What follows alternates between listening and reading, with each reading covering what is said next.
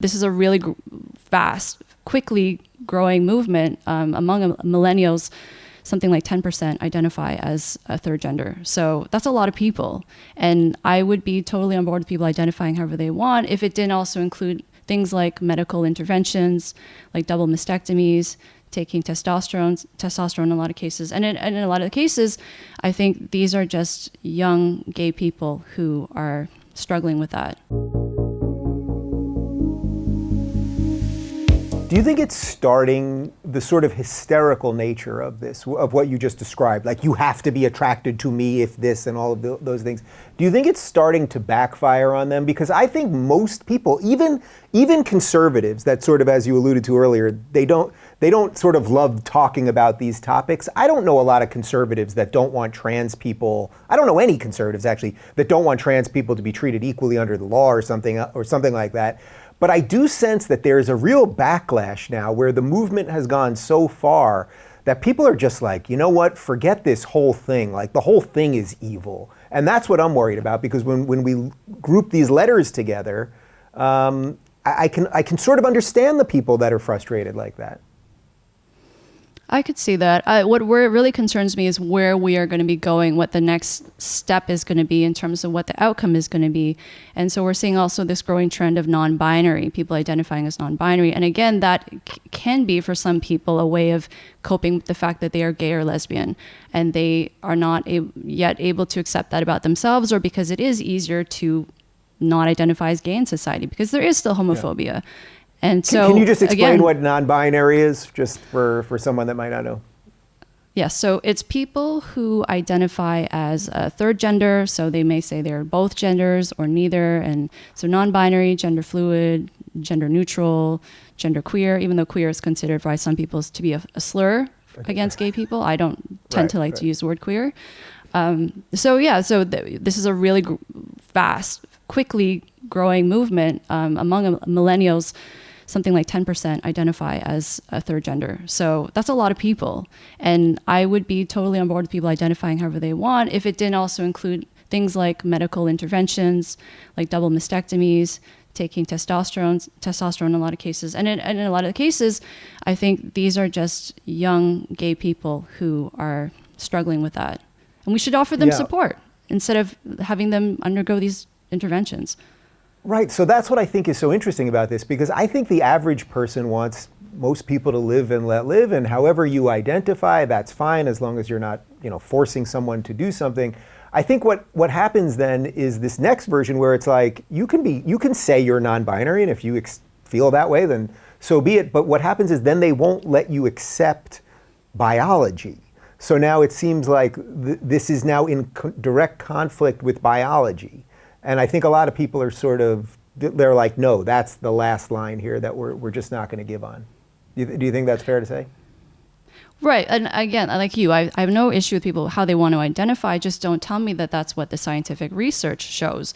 Because when you start denying science, that doesn't help anyone. And the truth is eventually going to come out. So with regards to gender, gender is binary, because for 99% of us, our gender is our biological sex. Of course, there are intersex people and there are trans people for whom this doesn't necessarily apply.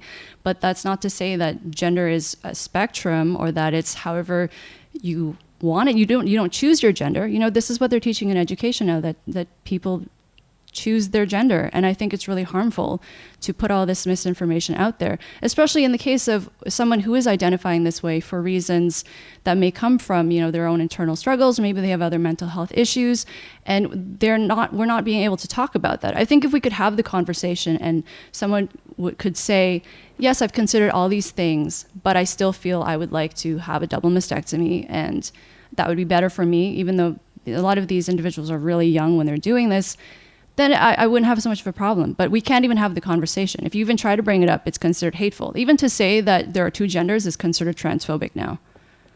Right. So all right.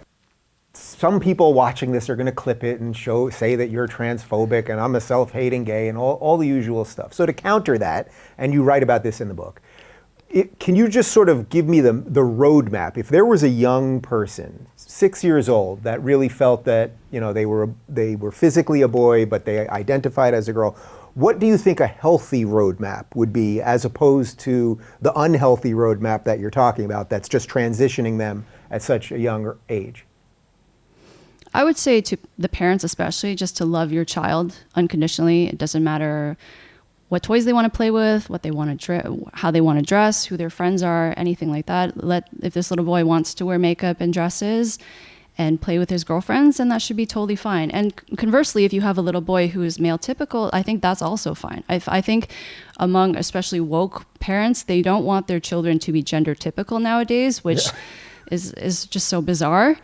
So it's like the inverse of what it used to be, that parents didn't want their kids playing with gender atypical toys because they're afraid their kids are going to grow up to be gay. And now it's that they don't want them playing with gender typical toys because they think that's going to limit their growth as an adult. So yeah, just leave him alone. And if he says he wants to be the opposite sex, see how he feels at puberty. Right. So then what does that look like? So now, okay, so the child, they love them, they let them play with whatever they want, be friends with whoever they want, to wear whatever they want, etc. Now puberty comes along. Then where are you at? Well, what would normally happen, say what's been documented in the research literature, is children who are gender dysphoric, once they start having crushes on their peers, once they start, growing into their bodies, a lot of them realize, oh, this is actually pretty great. I like my body and I'm happy. The ones who remain dysphoric and persist, I would recommend seeing a mental health professional, or even prior to that point, if the child's gender dysphoria is quite severe and debilitating. The issue, though, is that nowadays, the vast majority of mental health professionals who work with gender dysphoric children and even gender dysphoric adults are, I don't want to say that they're compromised, but definitely ideology is playing a huge role in terms of how they practice, because they cannot, by law, say anything other than, yes, if you want to transition, I'll help you. I'll help to facilitate this, because they're going to be accused then of practicing conversion therapy, even though conversion therapy for gender identity does not exist. There's a difference between conversion therapy for sexual orientation, which, as we talked about last time, is not effective. It should not be done. There's no such thing as conversion therapy for gender identity, because young children who identify as the opposite sex, again, their gender is, I don't want to use the word fluid, but it's more flexible because they haven't fully developed yet. So with development, they're more likely to feel differently.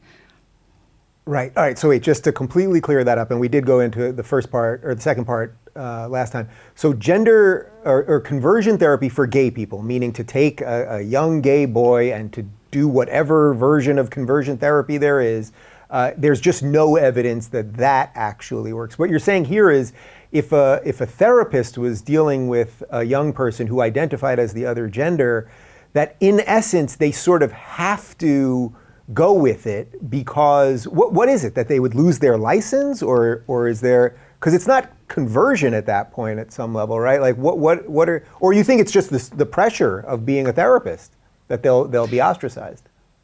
It's the climate. It's that other professionals will ostracize them. It's because they do run the risk of then losing their license, because organizations will come after them and say, you are not practicing according to what the standards are supposed to be.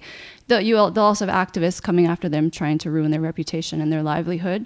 And so what has happened is, I know colleagues who have told me that anyone who does not feel right about this, they are leaving the field. They will not see patients with gender dysphoria, period, because they don't feel right, and they can't do their job properly. If you're looking for more honest and thoughtful conversations about academia instead of nonstop yelling, check out our academia playlist. And if you want to watch full interviews on a variety of topics, check out our full episode playlist. They're all right over here.